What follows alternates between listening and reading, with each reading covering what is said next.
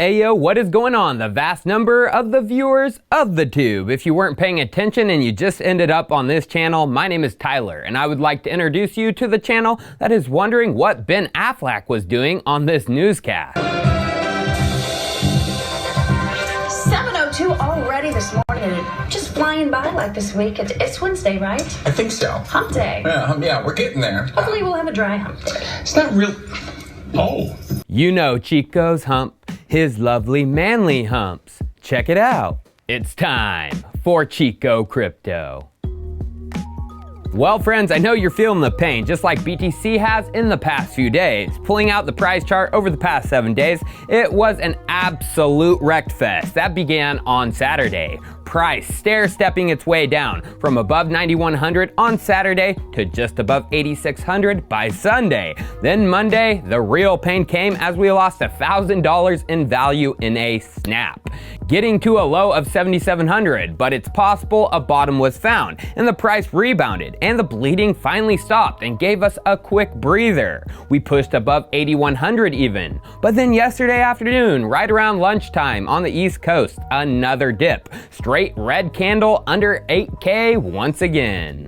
So what is happening? Why are we bleeding and bleeding and bleeding some more? Well friends, some people will blame it on the stock market, saying that crypto is much more of a speculative asset, and thus people will get out of Bitcoin and crypto first. Well, I'll tell you right now what is going on. The leveraged exchanges have got used to the liquidation profits they are getting and will manipulate the markets up, down, and all around to sustain those profits. And this is so obvious when you just pull out the data. So first we need to understand that the markets, they are bullish even with the most recent dip. Why? Well, we have the halving right around the corner, now just 60 days away. And everyone knows about the BTC 4-year cycles. If things are like the past, then BTC always pumps pre-halving and then goes parabolic just a short time after. Thus, overall bullish sentiment is everywhere in the markets, among traders far and wide. Now to that data. So a shat ton of money was made on the way down.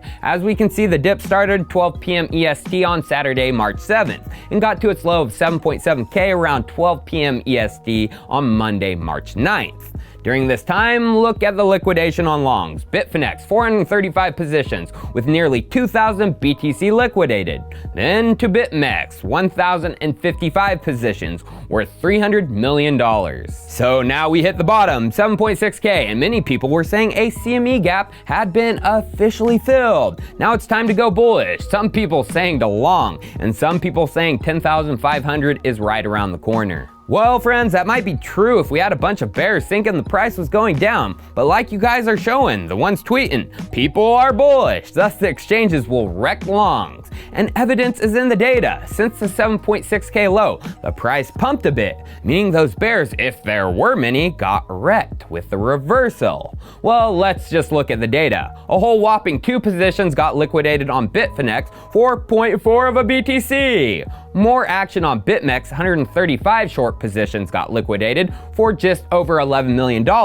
That's an alright amount, but look how much they got with the red candle down. Pulling out the chart only a matter of minutes and the price went from 8,100 to 7,850. And look how much BitMEX got in liquidations, 133 positions, but the value was nearly 4 times that of the short liquidations, close to 40 million. So money is not being made right now liquidating the bears because there aren't many of them, and if they are bearish, they are not putting down a ton of cash. Money is being made by liquidating the longers, the bullish crowd. We will only see a true reversal once everyone goes bearish once again, and there's money for these scum exchanges to be made on the way up. So what do I think is going to happen to the price? Well, I'm not going to try to lead anyone on. The instability in the traditional markets and the fact that these crypto markets are totally controlled by the centralized leverage exchanges means anything can happen in an instant. Because as of right now, the fact of the matter is people view crypto and Bitcoin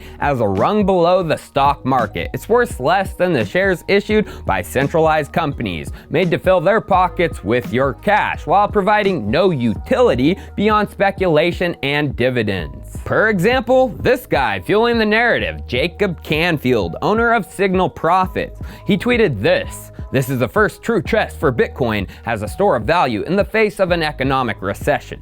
Only time will tell if it will hold up." Well, didn't you mean HODL up? And I personally follow people like this. Andreas, who isn't a trader, but a cypherpunk who was involved with the digital currency movement from the early days. He tweeted this about the recent volatility: "Yes, I think we can draw very few conclusions about underlying value or utility during times of highly emotional and volatile trading. There's a lot of liquidation for position covering going on. Basically, none of this tells us anything about BTC safe haven properties." What he means is exactly what I was showing with the data. Leverage trading is in control of the price right now, which has its ties right back to Finance 1.0. And most of these traders, like Jacob, came from Finance 1.0 to crypto trading, not the other way around. I mean, if you begin with crypto, you see how backward ours Finance 1.0 is, and you don't want to touch it. But right now, Bitcoin is acting more and more like a stock because of Finance 1.0's influence on it. You have leverage trading from the Finance 1.0 side, BAC, CME, and from the crypto side with BitMEX, Bybit, Deribit, Kraken, and more. Monday, March 9th was one of the highest volume days in the past 3 months, over $20 billion in 24 hours future volume. Finance 1.0's tentacles are tight, but that is just leverage trading. Options are now growing too. CoinDesk reported that Bitcoin options surged to their highest level, nearly 200 million. And pulling out the chart, it's not even coming from Finance 1.0. A massive majority of the volume is from the crypto exchange Deribit, who is in the red. So as tools from Finance 1.0 from centralized counterparties grow, the effect from the stock market world will have an effect on crypto, as a lot of these traders are playing both of the markets. But the fact of the matter is Bitcoin isn't a stock. Unlike a stock which is issued centrally, Bitcoin is issued decentrally through mining. More is mined every day, and that has created a mining industry. Which, if you look at that, the fundamentals have never been greater. Yesterday, we saw a massive 7% difficulty change on the Bitcoin hash rate. Then Decrypt put out this article yesterday, Bitcoin hash rate unaffected by the coronavirus crisis, which they show the hash rate not dropping off a cliff and actually increasing during China's drastic measures to stop the virus. So the miners, they are still there, mining away, and these miners do create a bottom price floor, as many of them are the most powerful whales in the space, controlling a lot of these coins, and a majority of them are Chinese. So going to ASICminervalue.com and using a price of 0.07 cents per kilowatt hour, a low average in China, the brand new mining machines S19s, of which Bitmain is using right now to test mine with, are highly profitable, even at these prices. Then the S17s are moderately profitable at these prices, which are in the hands of the public, plus InnoSilicon and eBank's newest machines. But we get into the red with the S11s, pretty much break even, and then the S9s are losing money unless they are used with renewable energy. So there is some profits being made by Bitmain right now, as they have the newest and most powerful machines, but they get slimmer once you get into the machines where the majority of the hash rate is coming from, S17s and the machines in that power range. Based on mining industry control and the cost to mine 1 Bitcoin, we will have major resistance at the 6K range, because this is where the USA miners will become unprofitable, and they control 10% of the hash power. The price will hang around there, but it's still possible to go lower, as the Chinese, Russian, and Eastern Europe miners can sustain a lower price.